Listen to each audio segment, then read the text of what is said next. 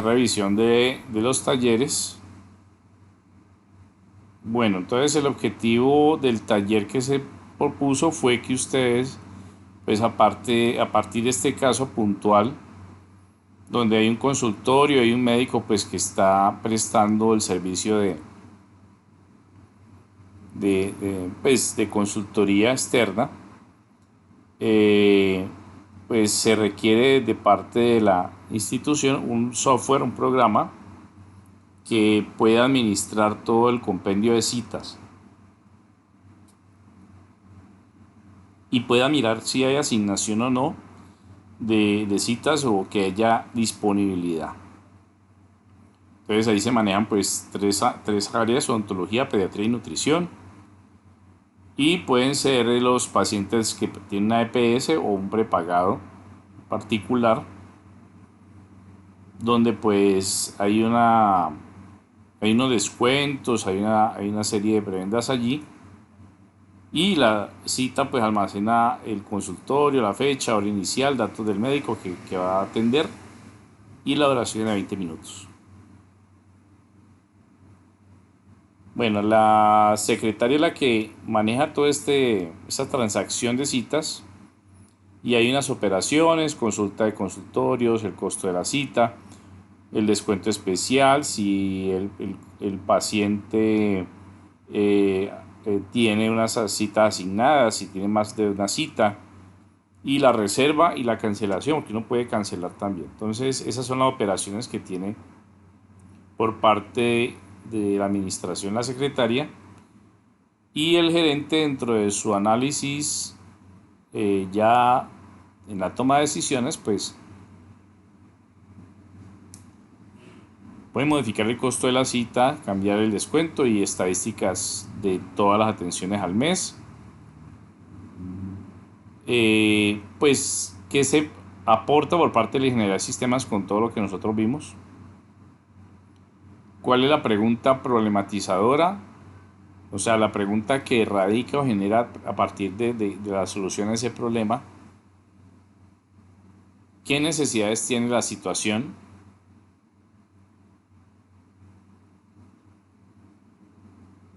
Pues allí realmente las necesidades son lo que se va a resolver con ese software. Ahí ya llegó Juan Pablo. Buenas tardes, Juan Pablo.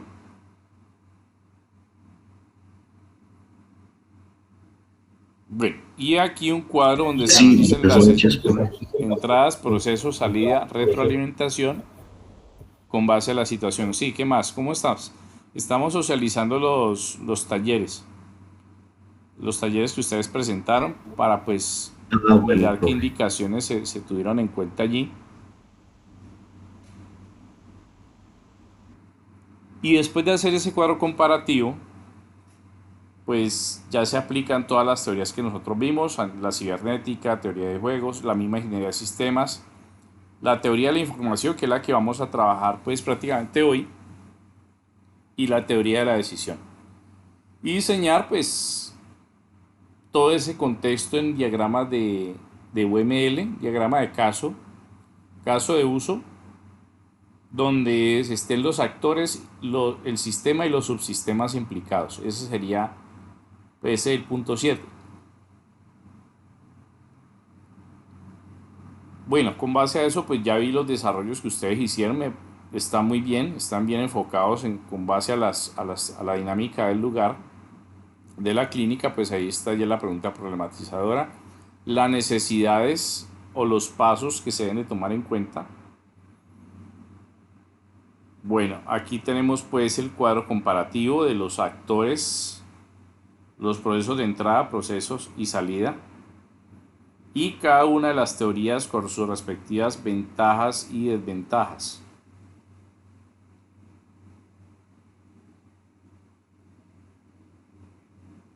Bueno, muy bien. Por esa parte bien. Bueno, aquí tenemos pues Santiago, que ejemplificó el sistema de citas médicas. Aquí están los actores, y cada uno de los actores pues ejecuta un proceso.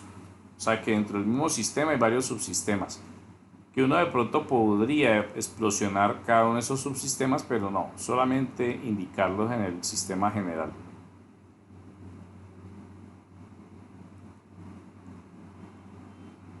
No era necesario de pronto hacer el diagrama de clase. Bueno, el diagrama de clase es importante porque a partir de allí nosotros vamos a hablar sobre cómo colaboran los módulos de clase o los objetos entre sí para enviar y recibir datos o mensajes de llamada. Entonces, pues es importante también, pero pues no fue necesario. Solamente con el diagrama de casos de uso, que ya lo viste anteriormente, era más que suficiente.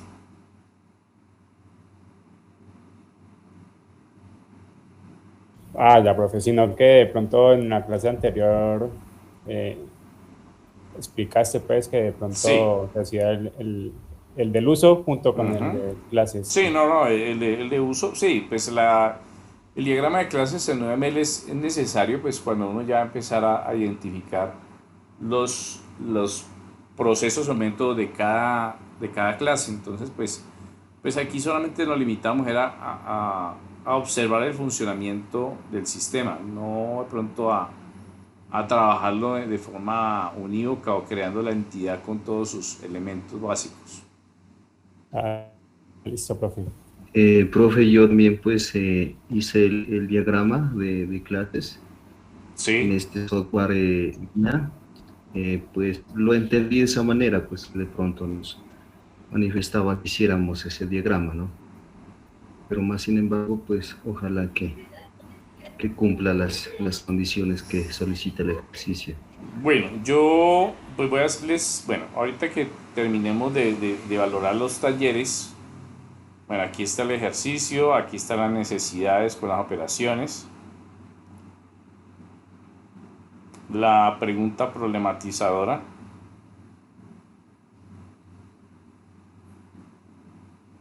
listado de necesidades o las necesidades que pues se tienen de tomar en cuenta para desarrollar la aplicación.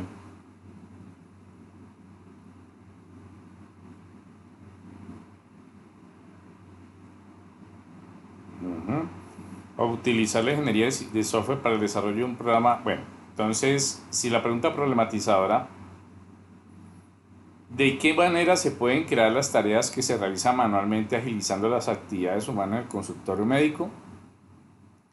¿O cómo se puede guardar la información de las consultas para luego poder acceder a esta con facilidad y rapidez, no como el sistema manual? Bueno, entonces aquí el objetivo general pues exactamente es utilizar pues, los procesos de ingeniería de software para desarrollar una aplicación que dé solución a la problemática.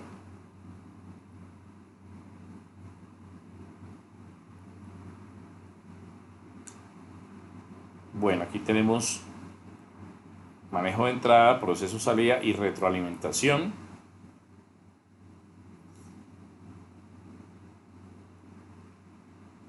Bueno, la utilización de eh, de las teorías.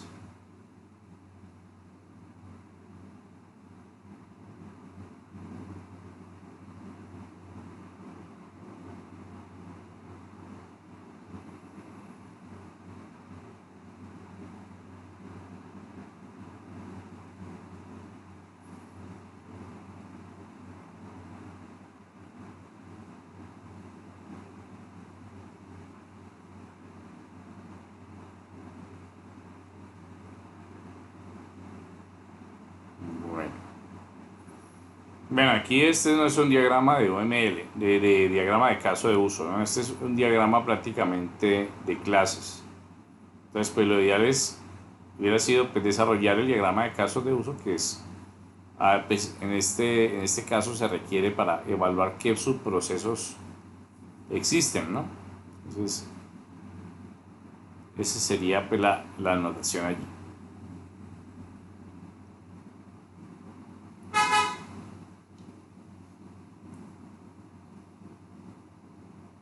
Ok, muy bien. Listo, entonces, como les había comentado, la presentación que vamos a trabajar el día de hoy está ya en la plataforma, se llama el Sistema de Información 3. Vamos a abrirla.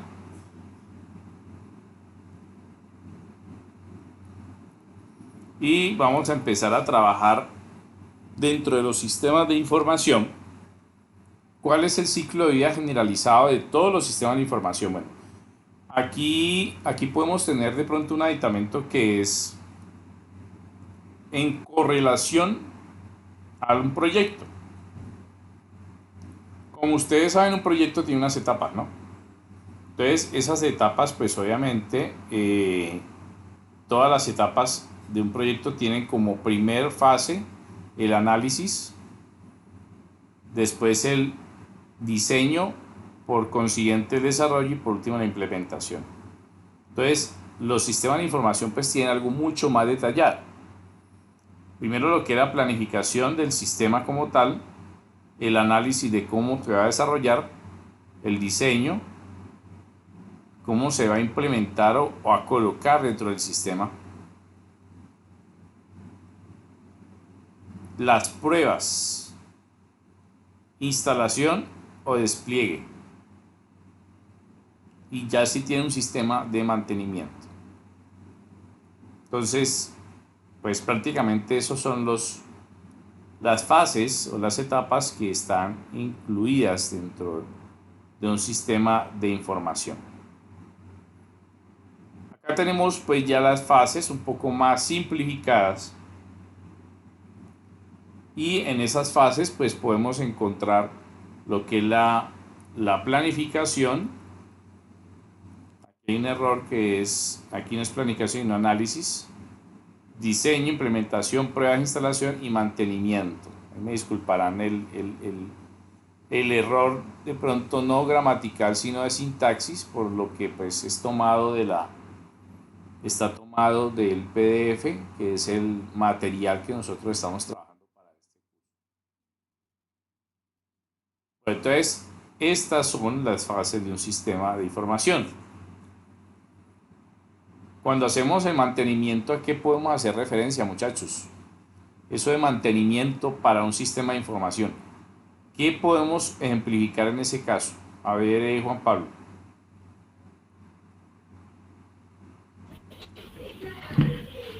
Eh, para mí sería pues hacer el mantenimiento de un sistema de información, por decir, cuando en este caso una ventana pues no está abriendo, en o otra situación también puede ser cuando el sistema de información también no me está guardando lo que yo le estoy, como decir, enviando los datos.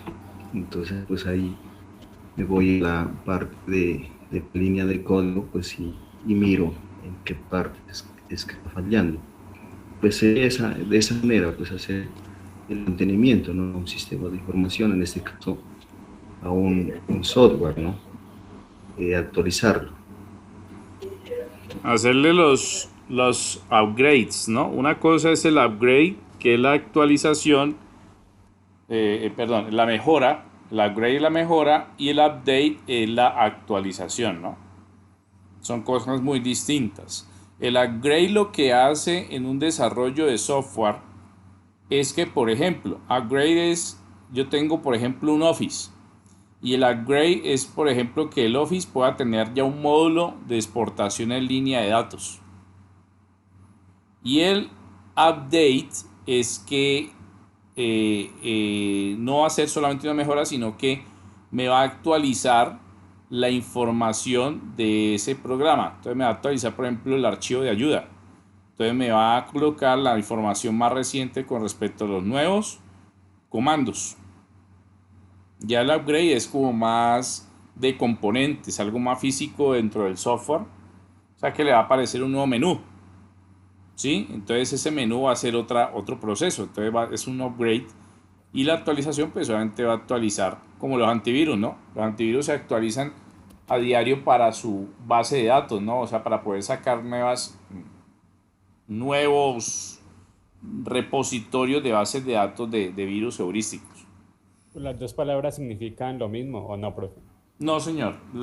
El upgrade El upgrade se entiende es de que yo voy a hacer una mejora en la estructura del software. Me explico. Eh, si yo voy a, por ejemplo, a adicionarle un nuevo módulo a un programa, entonces el upgrade lo que hace es que prácticamente sobreescribe toda la capa de información del programa, la reemplaza, ¿sí? La reemplaza totalmente para poder implementar ya sea o hacer cambios en su estructura. Y el update es solamente actualizar la información que está dentro de el software.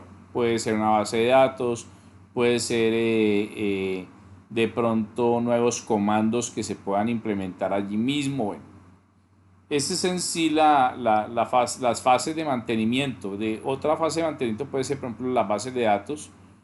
Puede ser de pronto un tipo de fragmentación de memoria, limpieza de memoria, de limpieza del caché de archivos. Bueno, todo eso también hace parte del sistema de mantenimiento de un sistema de información.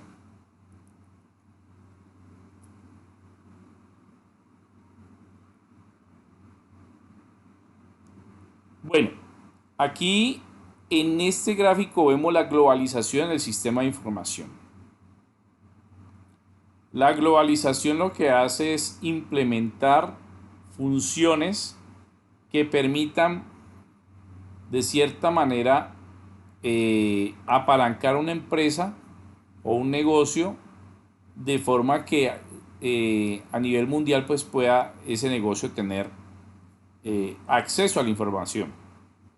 Entonces aquí tenemos pues que la gerencia o la administración dé un seguimiento permanente o mejoramiento continuo dentro de esos planes operativos o administrativos. La gerencia debe estar siempre sujeta o debe estar pendiente de qué procesos están relacionados con la empresa a nivel mundial. Sí, de los cambios a nivel mundial que sucedan, pues la empresa la gerencia debe implementarlos a favor, ¿no? Sistemas efectivos de entrega y mensajería, ¿eso qué es? Pues mirar que la empresa pueda tener la facilidad de enviar información y recibirla de la manera que no hayan, digamos, conflictos o adversidades en el manejo de la misma. Por ejemplo, si yo voy a trabajar dentro de ese sistema de información una exportación diaria de unos datos a una base de datos, pues esos sistemas deben de estar, digamos, optimizados para ahorrar tiempo y reducir el tiempo de respuesta. Competitividad y productividad, esa parte que, pues, ser competitivo en el mercado no quiere decir que yo voy a hacer una mala competencia o voy a darle la cabeza al otro, sino siempre se debe competir en precio y obviamente en la calidad del producto. Pues yo diría que en el tiempo de servicio, el tiempo de respuesta del servicio. El trabajo en equipo, que es la colaboración, hoy en día se le dice colaborador al empleado, de una forma más sutil, diplomática, pero pues el trabajo en equipo es lo que hace que de cierta manera los desarrollos sean mucho más eficientes.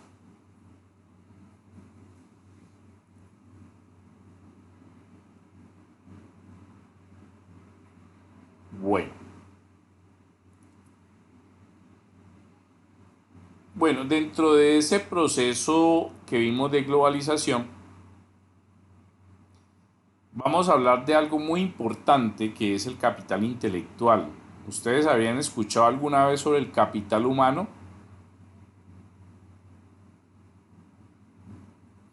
El capital humano, el capital intelectual. Bueno, Yo no, profe. Digamos que es el capital humano, digamos que es la parte más importante, ¿no? De cualquier organización. Más que todo, pues hace referencia a la productividad con los trabajadores, dependiendo la experiencia laboral y de su formación, ¿no? Pienso que un capital humano bien capacitado, la empresa pues tiene adelantos, ¿no? y cumplir sus objetivos. Sí, claro. Entonces, cuando hablamos de capital, o sea, el término capital uno siempre lo asocia al concepto financiero, ¿no? ¿Sabes? Es que el capital, yo, o sea, yo tengo un capital de tanto, o ese negocio es un capital de inversión de tanto. O sea, siempre hablamos del capital como en términos financieros.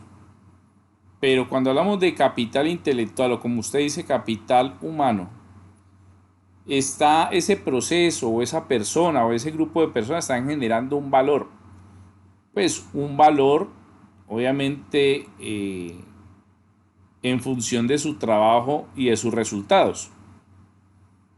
Entonces, a eso es que hace referencia a este término de capital intelectual, que no, ese capital intelectual realmente no se puede cuantificar, se cualifica. Es un elemento cualitativo, pero el hecho de que sea cualitativo no quiere decir que no deje de tener de cierta manera un valor. Entonces, el capital intelectual, pues como se define por algunos puristas, pues son los conocimientos que se tienen de forma agregada por capacitación o de forma empírica. Y eso es lo que se busca en toda organización para que pueda generar, digamos, eh, aceptación total de la empresa en un mercado. Entonces, a eso hace parte también de los activos, que es todo lo que tiene la empresa. El capital humano es vital, es importante. Pero desgraciadamente, pues, de una forma u otra, a lo último tenemos que cuantificar ese capital intelectual. ¿Cómo podríamos, muchachos, cuantificar ese término de capital intelectual? Cuantificarlo, no cualificarlo, cuantificarlo.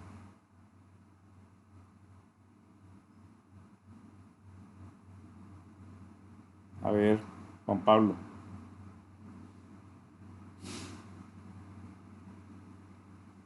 A ver, ¿quién de ustedes me da de pronto un ejemplo de cómo se puede cuantificar, en este caso, ¿Haciendo el capital algún tipo de intelectual? pruebas ¿Cómo? dentro de la empresa? ¿Haciendo algún tipo de pruebas dentro de la empresa? Donde pues, Sí, sí, exacto. Entonces, de todas formas, las empresas tienen que evaluar dentro de sus procesos al personal para poder cuantificarlo. Y evaluarlo es que tiene que medir sus conocimientos dentro del área y de otras áreas para ver si es competitivo. Pues a mayor conocimiento de todas las áreas de la empresa, mayor va a ser su valoración de competitividad. Sí, no quedarse siempre con un solo elemento, una sola área y decir, bueno, yo allí voy a evolucionar de cierta forma. Entonces este es el capital intelectual. Bueno, acá tenemos la estructura de cómo se compone el capital humano como tal. Tenemos el capital humano, tenemos el capital estructural. El capital estructural. Tenemos el capital relacional.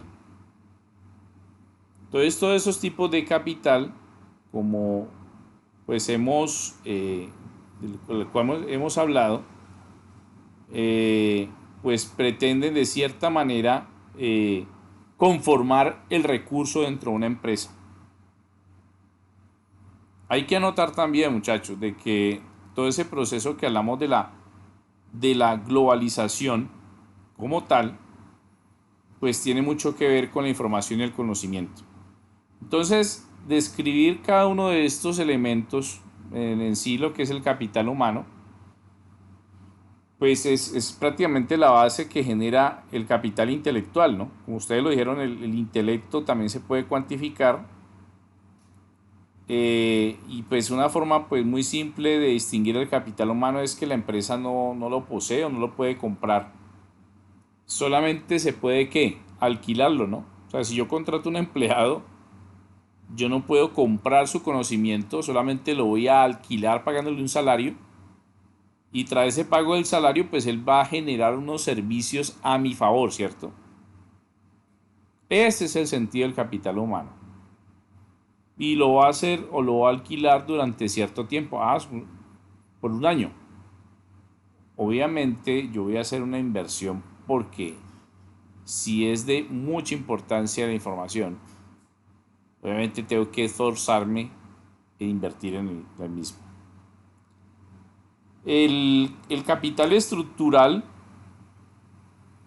pues es prácticamente el conocimiento que la empresa o la organización pues consigue, ya sea pues sistematizar o internalizar, o sea que puede ingresar o hacer parte de la organización y puede estar tal vez latente en las personas y equipos de la empresa.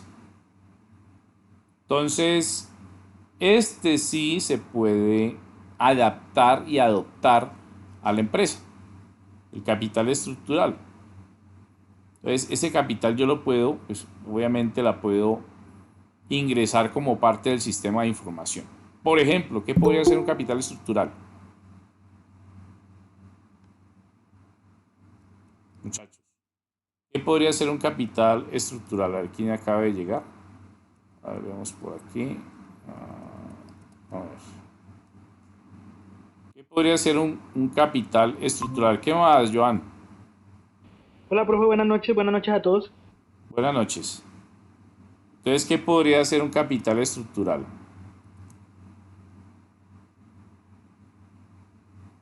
A Joan, que acabo de llegar, la presentación que estamos viendo ya está en la plataforma, se llama Sistemas de Información 3. Estamos hablando de los sistemas de información y de los tipos de capital. Bueno, entonces, para ejemplificar o entrar en contexto con este capital estructural, pues sí, yo puedo ya ese conocimiento sistematizarlo o hacerlo parte de mi área de trabajo o de los equipos dentro del sistema de información.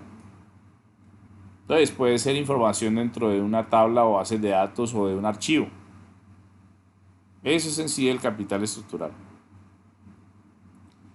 Y el capital relacional que se conforma pues y hace parte de todo el capital intelectual del que ya hablamos, pues ahí tiene pues todo lo concerniente a las relaciones que se tiene la empresa con toda, digamos, la competencia y las otras empresas de igual naturaleza. Entonces, ahí hay un factor muy importante que es la calidad y el valor agregado que pueda aportar la empresa a ese medio. Dentro de ese aspecto yo puedo establecer, si de pronto voy a mostrarles aquí a ustedes, no sé si alguno habrá visto. Voy a salir un momentico de la presentación, igual esto queda grabado. Digamos, una técnica para ejemplificar todo este tipo de cosas que estamos hablando, que es el modelo o el método Canvas. El método Canvas o el modelo Canvas, ¿sí? Es en sí una metodología que permite representar una estructura o modelo de negocio. Cuando hablamos de modelo de negocio, estamos diciendo que es un negocio que tiene toda una infraestructura comercial, de mercadeo, financiero, de transacciones, recursos humanos, tiene todo. Entonces vamos a mirar pues rápidamente para que entremos mostrando cómo se puede ejemplificar el modelo Canvas. Voy a mirar aquí el método Canvas para que podamos entender rápidamente. Vamos a hacerlo vamos a ver si está el de Uber. Método Canvas de Uber.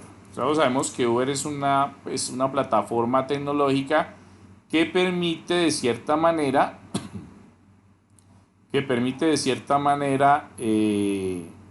pues generar una alternativa de transporte frente a los taxis, ¿no? Voy a mirar a ver si aquí tenemos una imagen porque es que me está mostrando. A A ver si el lienzo está por aquí. Vamos aquí para que podamos verlo en detalle. ¿Sí pueden observarlo todos allí? ¿Sí están viéndolo? ¿Sí lo pueden ver? Sí, profe. Bueno, entonces el modelo o el método Canvas es es una alternativa de representación de un modelo de negocio, de una empresa. Y allí podemos nosotros pues ejemplificar varias áreas. Tenemos los socios clave, las actividades clave, los recursos clave, la oferta de valor o la cadena de valor, la relación con clientes, los canales de distribución, el segmento de mercado, la estructura de costes y la fuente de ingresos. Entonces, ¿cómo funciona este cuento? Todo arranca a partir de esta sección central que es la oferta de valor. ¿Qué es la oferta de valor dentro de ese modelo de negocio de una empresa? Entonces allí se está definiendo o determinando qué es el producto o qué es el servicio que se va a representar en la empresa o que se está manejando en la empresa. Entonces aquí dice oferta de valor para usuarios, mínimo tiempo de espera. Miren que aquí nos están vendiendo la idea de las grandes ventajas que tiene Uber frente a otros sistemas de transporte. Entonces, mínimo tiempo de espera, pago por kilómetro recorrido, información del precio, información del conductor, visibilidad de la ruta. Entonces, esas son las ventajas o es la cadena de valor que nos puede presentar la plataforma. La oferta de valor esta es para usuarios, ¿no? Lo que acabo de leer. Para los conductores, pues dice fuente de ingresos adicional, flexibilidad en días y horarios de trabajo y fácil procedimiento de pago. Entonces ahí tenemos definido dentro de este entorno, dentro de este lienzo, qué es la empresa y qué producto ofrece. En este caso sería un servicio, ¿no? Porque una empresa puede ofrecer ya sea un producto o un servicio. Después viene la relación con clientes. O sea, yo tengo ya unos clientes para esta oferta de valor y ¿cómo me voy a relacionar con ellos? Bueno, yo voy a utilizar redes sociales, voy a utilizar obviamente internet y todo lo referente a los call centers que nos van a permitir facilitar la comunicación con los clientes, el acceso, ya sea por utilizando también las plataformas para iOS, para Android, para cualquier dispositivo móvil. O sea, ¿cómo me voy a conectar con el cliente y cómo voy a ofrecer esa oferta de valor o esa cadena de valor? Después vienen los canales de distribución. ¿Cómo voy a hacer llegar el servicio? Pues aparte del mismo vehículo en físico que llega hasta el cliente, pues vamos a utilizar aplicaciones móviles para Android, Windows Phone, iOS y los sitios web o todo lo que permita de cierta manera contactar con la empresa. Aparece el segmento de mercado de la empresa, o sea, qué usuarios o a qué perfiles va a hacer referencia mi oferta de valor, o sea, qué personas van a tomar el servicio. Bueno, entonces las personas que no tienen auto, no quieren manejar, buscan viajar cómodamente y un servicio de calidad.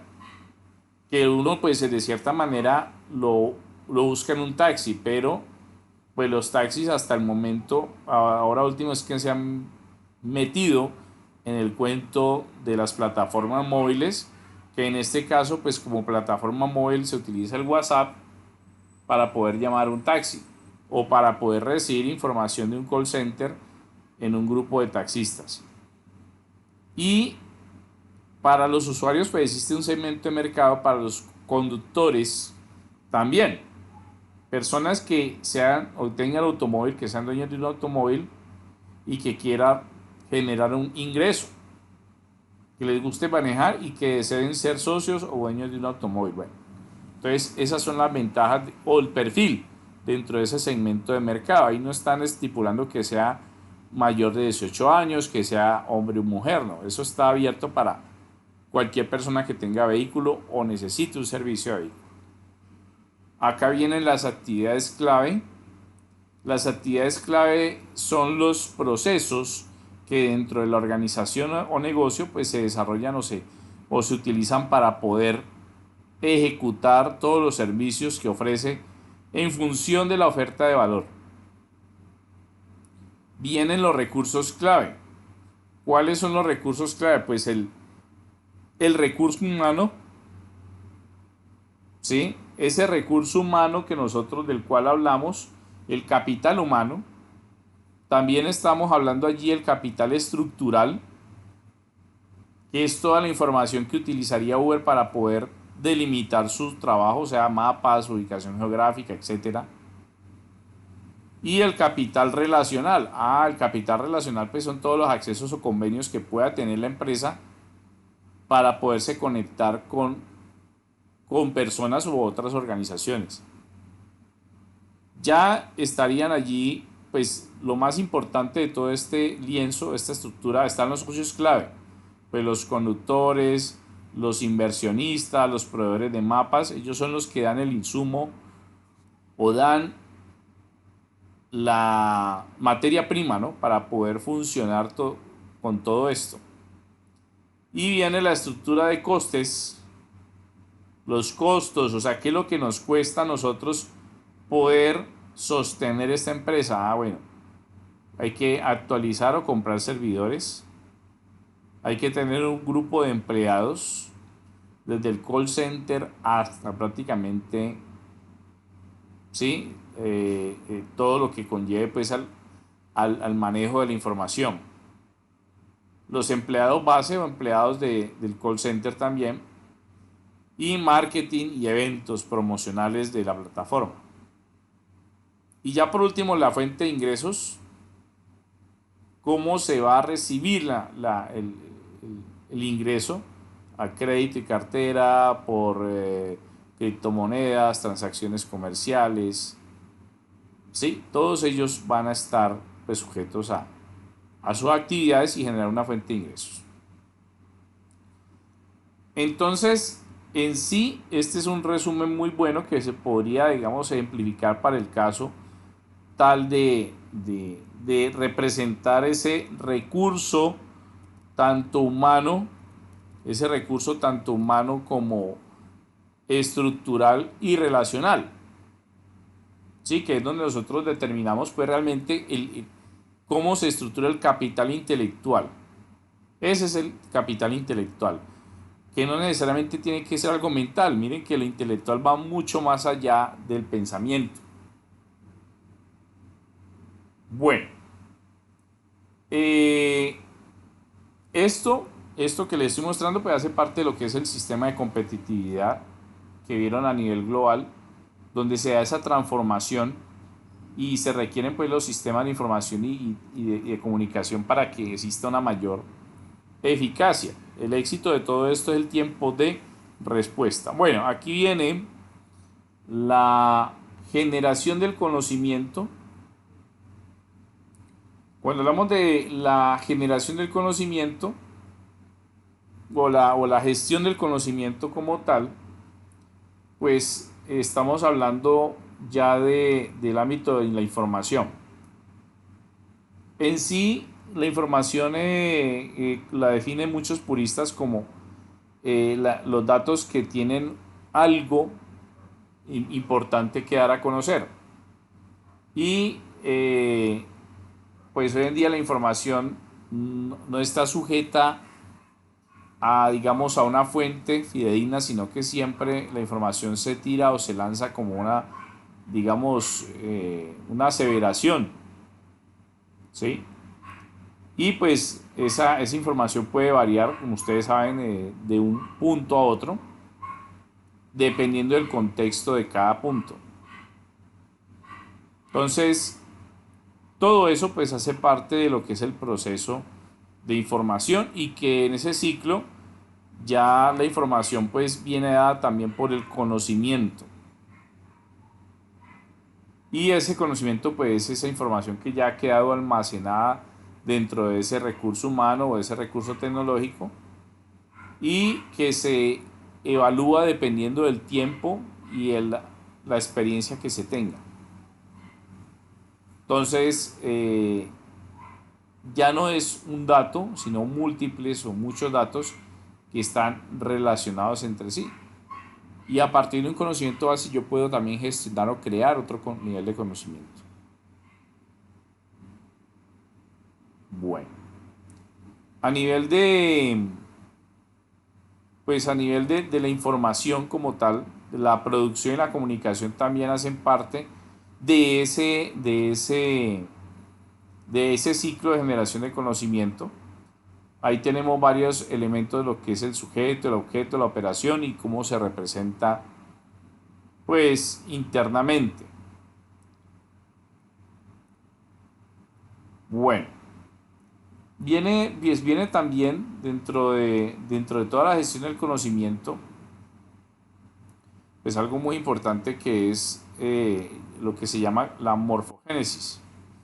La morfogénesis pues viene prácticamente dando dentro de esos paradigmas del cambio de conocimiento, cómo se puede crear a partir de algo nueva información. Entonces la morfogénesis puede de cierta manera pues ampliar o dar de pronto luces para crear nuevos niveles de conocimiento. Pues existen varios tipos de morfogénesis. A nivel biológico, pues cuando usted habla de la célula madre puede dar correlación de la morfogénesis, ¿sí? Que puede que a partir de algo se desarrolle un proceso o una nueva forma de vida, pero cuando hablamos de la morfogénesis dentro de los sistemas de información, pues estamos hablando de que pues esto permite que sea viable, ¿sí? Y que posibilite el crecimiento organizacional y que se pueda adaptar. Esa sí, pues, la correlación que existe pues, a nivel biológico y a nivel organizacional con respecto a este término, que es importante pues tenerlo porque eso hace relación al capital intelectual. Preguntas, inquietudes hasta el momento, muchachos.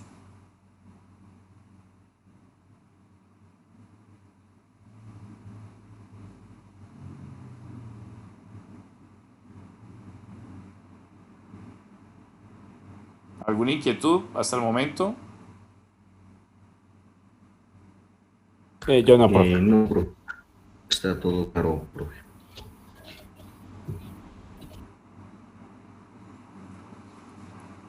Bueno, aquí viene algo muy importante, que es el proceso de causa-efecto organizacional.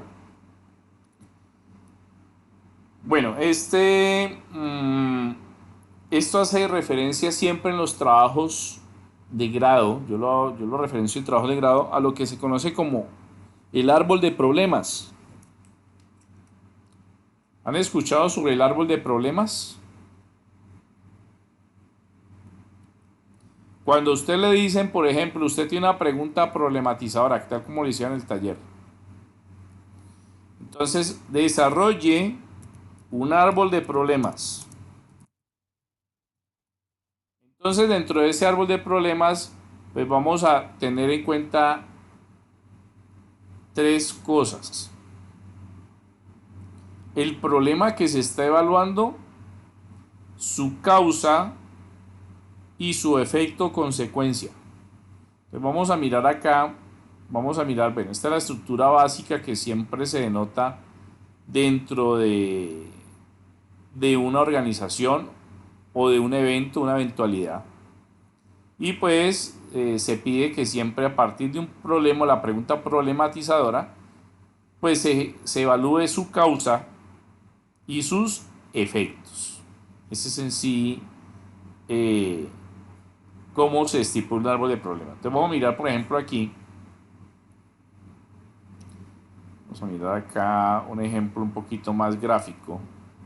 Siempre los árboles de problemas se estipulan como diagramas u organigramas. Vamos a mirar aquí uno que nos pueda ejemplificar el árbol de problemas. Bien, aquí tenemos este. Aquí tenemos un árbol de problemas que contiene la causa, el efecto y el problema en sí. Entonces, problema, aumento de las quejas y reclamos hechas por los clientes.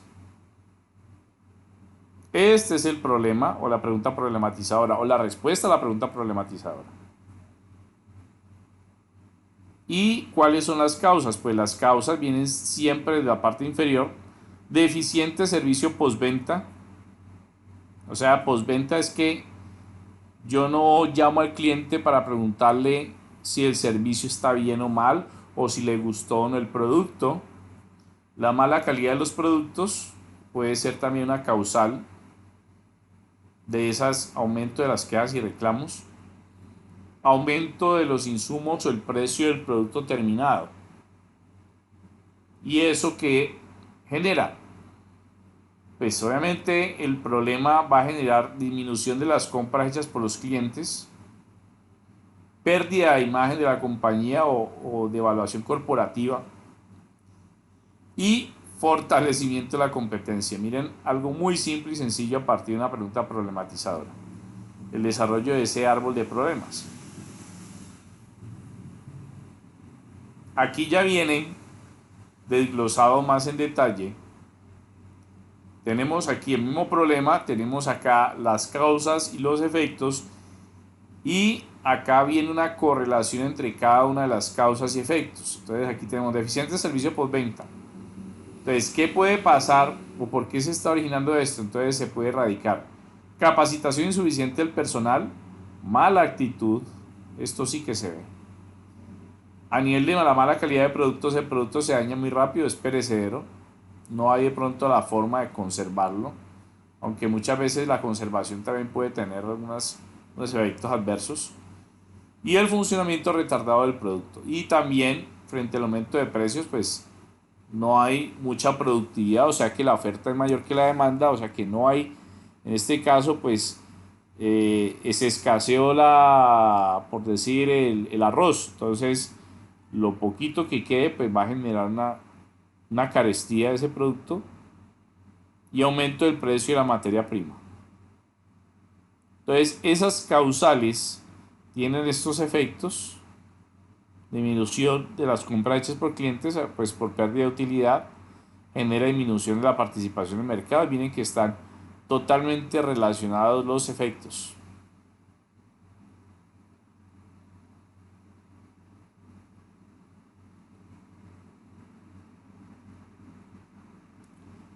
Ok. Entonces en sí ese es el árbol de problemas y eso ustedes pues lo van a ver de ahora en adelante, ya que ustedes estén desarrollando un trabajo de grado de investigación. Entonces aquí hablamos de la causa-efecto organizacional, que también pues se representa mediante un diagrama. Y este diagrama pues obviamente tiene unas características que ya vamos a describir.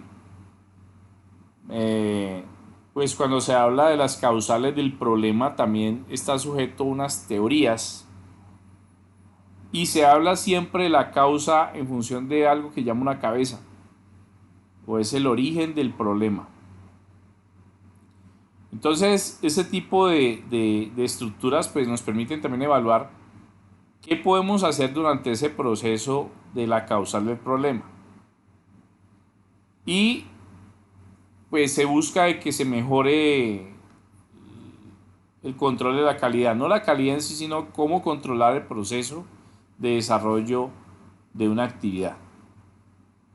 Entonces se conoce, hay muchos nombres que se da a este tipo de diagramas. Este se llama Ishikawa, desde 1943 después de la Segunda Guerra Mundial, o diagrama de espina de pescado. Entonces se utiliza pues para evaluar un problema y generar una solución. Acá lo tenemos.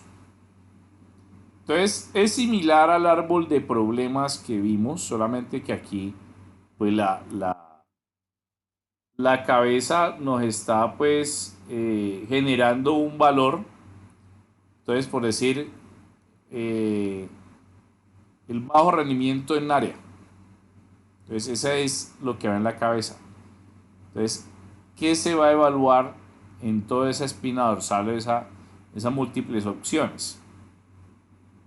Allí la cabeza es el conflicto, o el problema del sistema, y esas espinas pues son las, eh, digamos, categorías o ramificaciones.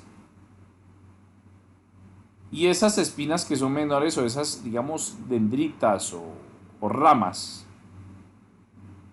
ellas se pueden dividir mucho más. Entonces, importante eso, esa parte. Acá vemos un ejemplo, mire, bajo rendimiento en matemáticas.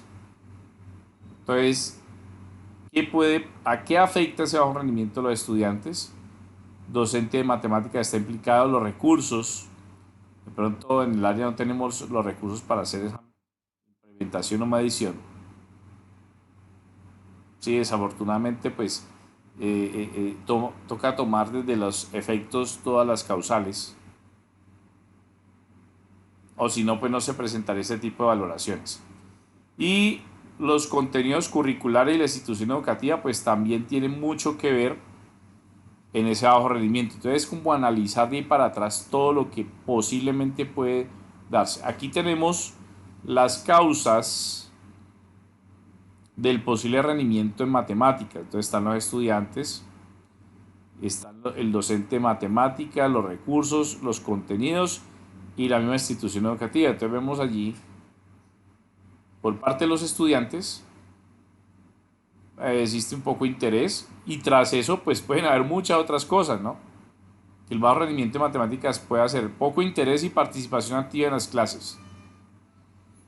Entonces allí, por ejemplo, yo puedo explosionar ese poco interés. ¿Será que la nutrición también tiene mucho que ver? Se lo digo por experiencia propia. Yo estoy en un colegio público y me doy cuenta que hay estudiantes que se van sin alimentarse, sin desayunar. No desayunan, y el no desayunar o alimentar su cerebro pues va a generar ¿qué? Sueño, somnolencia y poco interés. ¿Y qué muchacho le va a interesar ver matemáticas a las 7 de la mañana si no ha desayunado? Si el estómago le empieza a crujir. A nivel del docente de matemáticas, pues actividades poco interesantes, pues allí el docente tiene que empezar a utilizar estrategias de clase, y no es de que se vaya a disfrazar de payaso y los haga reír a las 7 de la mañana, no. Es utilizar estrategias de enseñanza-aprendizaje, donde tiene que explicar de cierta manera, de una forma muy didáctica, determinados temas que para el estudiante es difícil de entender. Entonces hay actividades poco interesantes, tareas inadecuadas, o sea, que no ayudan a la comprensión de determinado tema.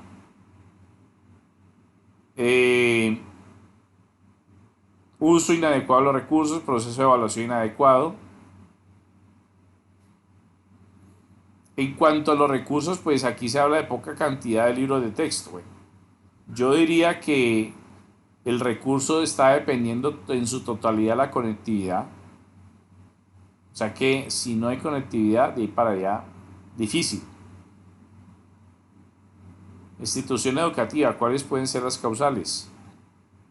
Entonces miren que sí se presenta muchísimo. Poca capacitación de los docentes. Vital. ¿Sí? Si no hay una capacitación incluso para la educación inclusiva, que es para aquellos estudiantes que tienen esa dificultad motora o motriz.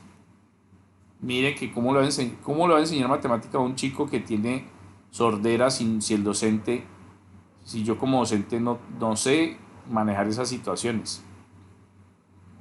Otra puede ser falta de recursos económicos. Puede que tenga todos los recursos, pero si la institución educativa no invierte en estrategias de enseñanza-aprendizaje, pues tampoco. Falta una metodología de enseñanza adecuada, claro que sí, también puede ser una causal. Contenidos curriculares, puede ser que esté utilizando contenidos que no le van a servir al estudiante. Poco tiempo para temas difíciles y demasiados temas, contenidos inadecuados. Bueno, entonces miren la gran cantidad de causales y subcausas, o sea, causas de las causas que se pueden analizar para medir el bajo rendimiento en el área de matemáticas.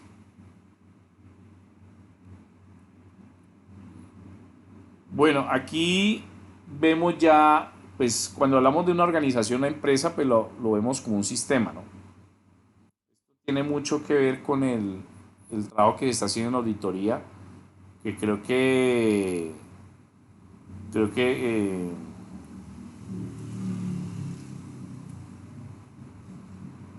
creo que uno de ustedes lo está, sí, uno de ustedes lo está viendo pues en Santiago, creo que está en auditoría, ¿no? Santiago Chávez.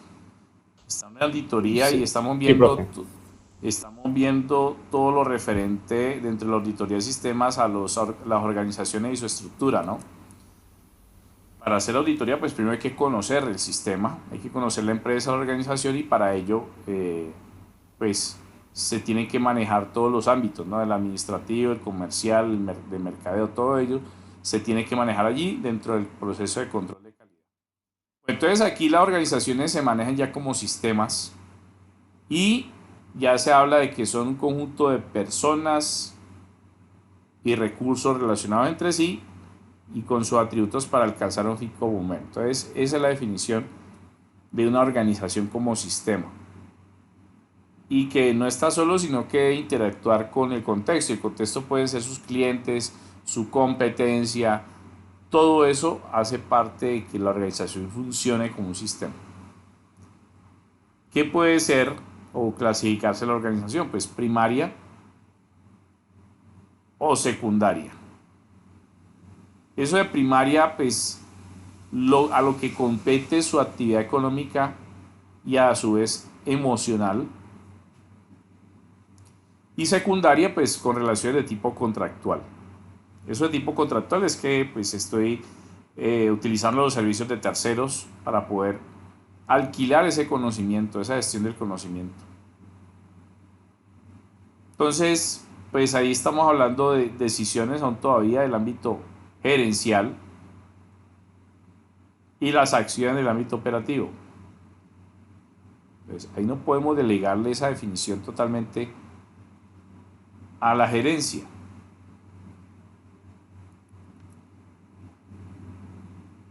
Bueno, aquí viene algo muy importante que es la gestión del conocimiento, o sea, hacia dónde va todo este cuento de el árbol de problemas y todo lo que vimos a nivel pues, estructural. Cuando nosotros hablamos pues, de la gestión de conocimiento, estamos hablando pues, de todo lo que conlleve al manejo de la información de forma que pueda mirar las grandes ventajas que se tiene frente al contexto. Cómo una organización con su recurso intelectual o capital intelectual, pues puede, digamos, potenciar lo que tiene actualmente para poder llegar a un límite o estatus. Eso es gestión del conocimiento. ¿Cómo puedo yo capacitar a mis empleados? ¿Cómo puedo yo adquirir nuevos conocimientos? Y no necesariamente tiene que haber una inversión capital para ello. Pues desde el punto de vista de que el colaborador pues permita de cierta manera generar esa gestión del conocimiento. Entonces todo eso se maneja de forma intangible que permita pues potencializar toda esa información. Bueno, acá hay unos términos bastante interesantes. Pues en función de lo que es la gestión del conocimiento. Ahí estamos viendo prácticamente lo que es un paradigma.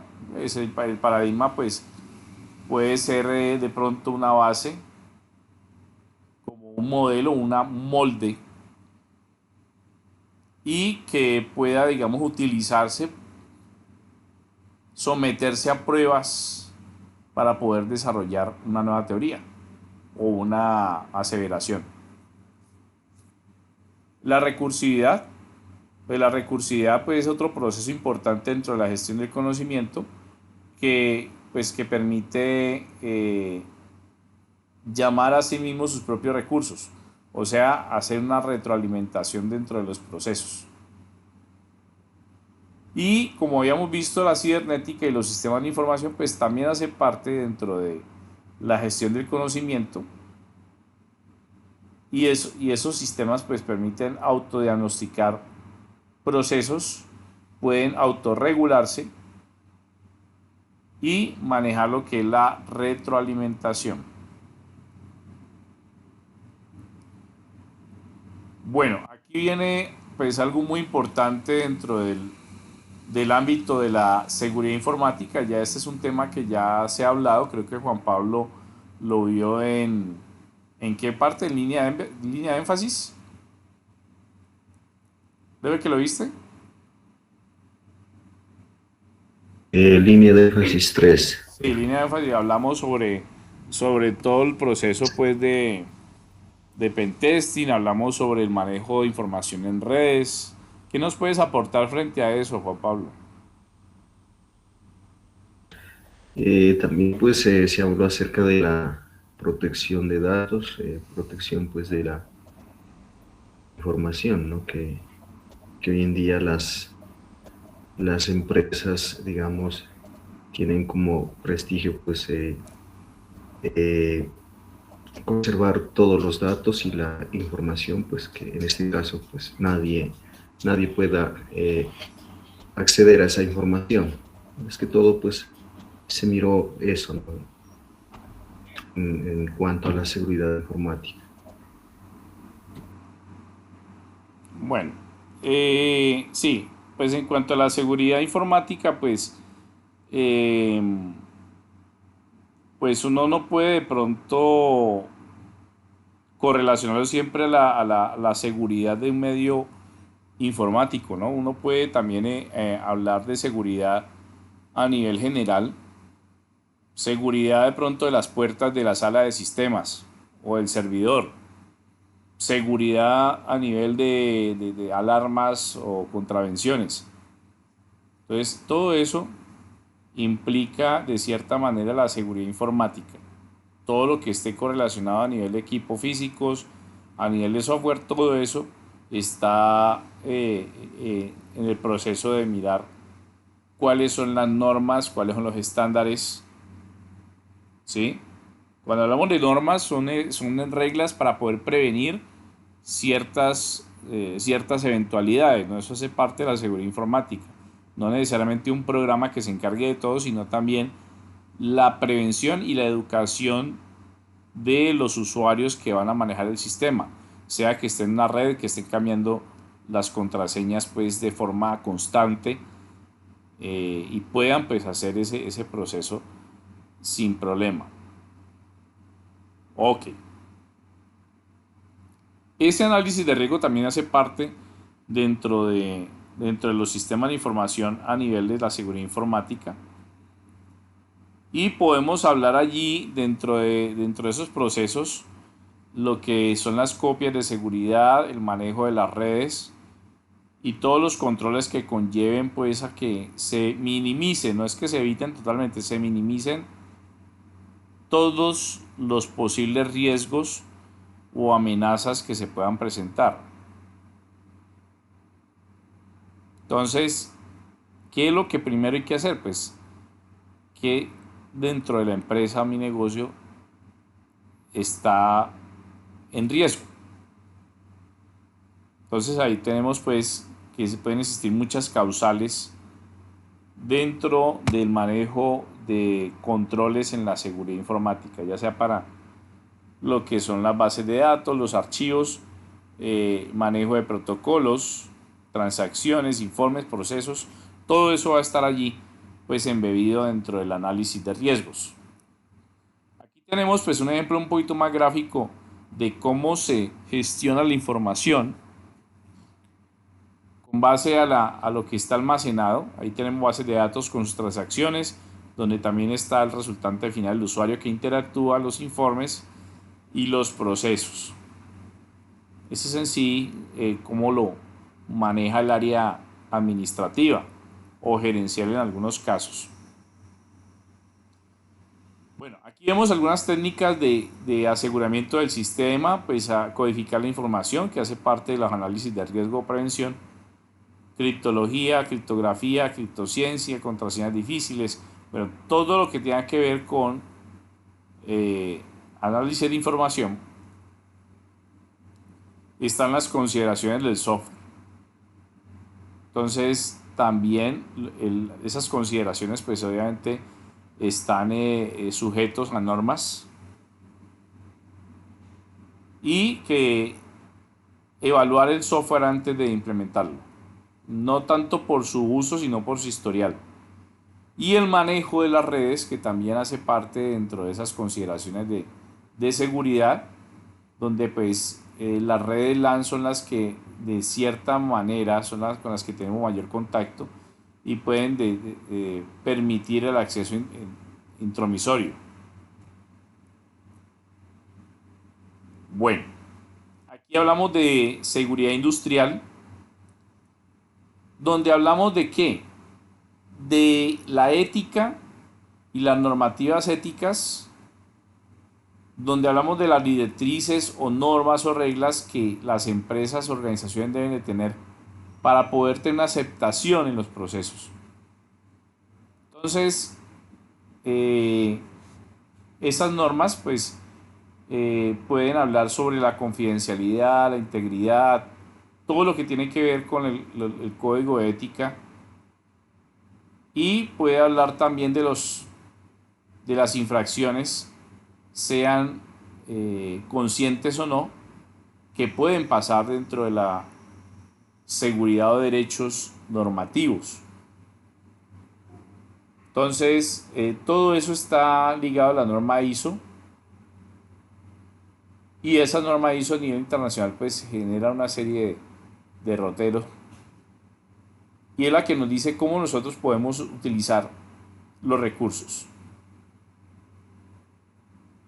Preguntas, inquietudes hasta el momento, muchachos.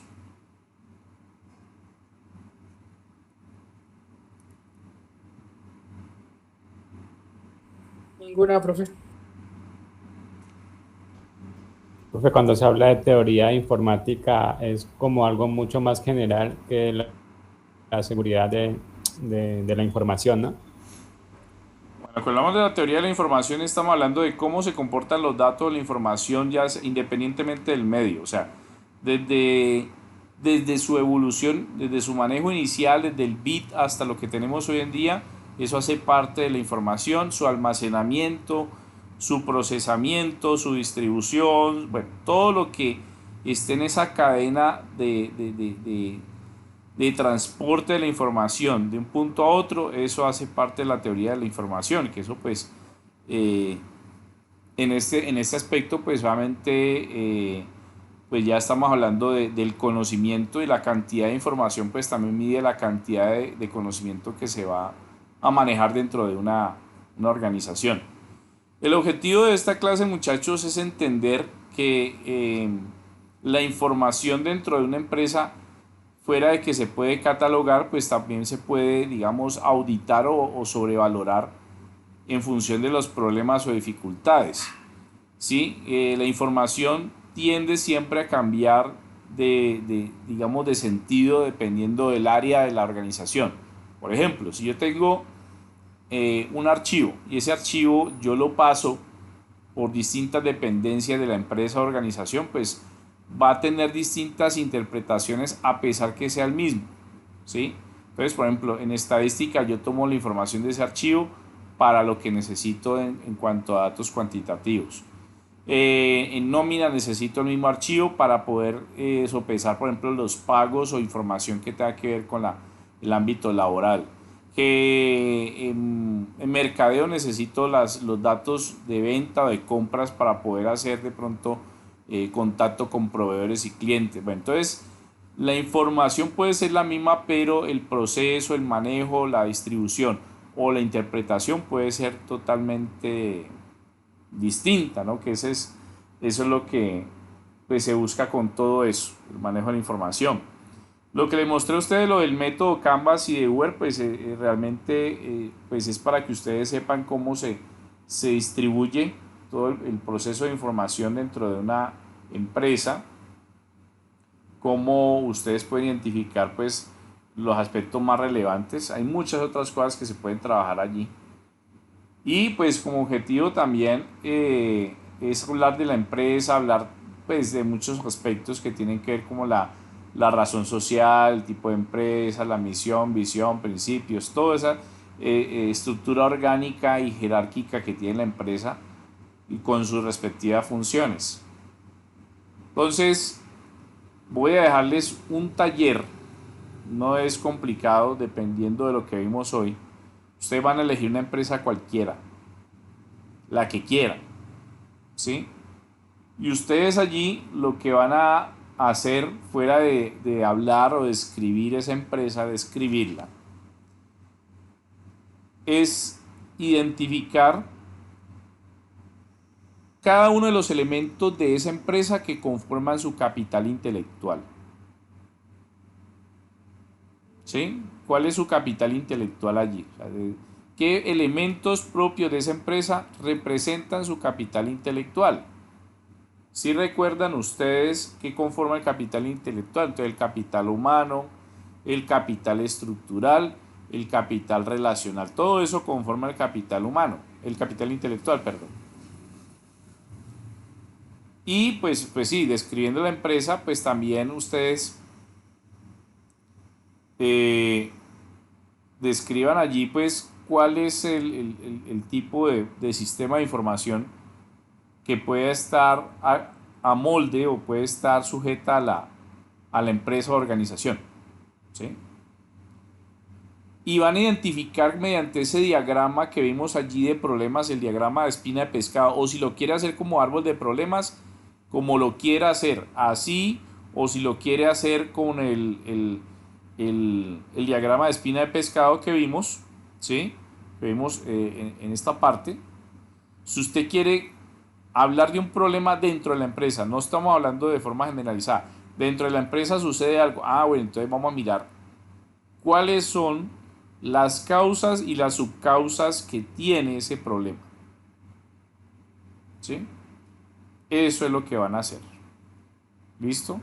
Entonces vamos a identificar dentro de esa empresa u organización cuál es su capital intelectual y cuál puede ser un problema y cómo se puede estructurar mediante un diagrama de espina de pescado, o si lo prefiere, pues me parece mucho más detallado aunque usted lo puede hacer utilizando el árbol de problemas clásico, ¿no? Usted puede utilizar un árbol de problemas siempre y cuando tenga aquí un problema central y especificar qué problemas, qué efectos tiene, o en algún caso subefectos, como lo vimos aquí en este ejemplo. Miren que acá aparecen unos efectos y unos subefectos, aparecen unas causas y unas subcausas. Entonces ustedes ya decidan con cuál quieren trabajar. Me gusta mucho más porque de aquí se pueden desprender un árbol de grafos o de toma de decisiones. En el caso tal, podemos definir allí con esa gráfica cuál puede ser la subcausa de más alto nivel y otra de más bajo nivel, ¿cierto? Entonces, ese sería el ejercicio para la próxima clase, muchachos, con base a lo que vimos hoy. Preguntas, inquietudes. Estoy dejando grabada la presentación para aquellos que llegaron tardecito lo puedan revisar. Ahorita lo subo y lo publico. Es que no sé, no me han habilitado acá. Voy a mirar acá en la plataforma. Esperen a ver yo una cosita en tutorías. No tengo aquí, no me han habilitado, no sé por qué. Ya le dije al coordinador la grilla para colocar la tutoría. Bueno, de todas formas, yo ese enlace del video lo voy a poner acá en recursos. Listo, para que estén pendientes. Voy a colocar el enlace aquí para que ustedes lo vean de lo que estamos trabajando el día de hoy. ¿Listo? Joan, Santiago, Juan Pablo, El enlace de la clase de en la clase ejercicio. grabada, sí señor. Listo. Listo, profe. Bueno, Juan Pablo, si tiene alguna duda o inquietud.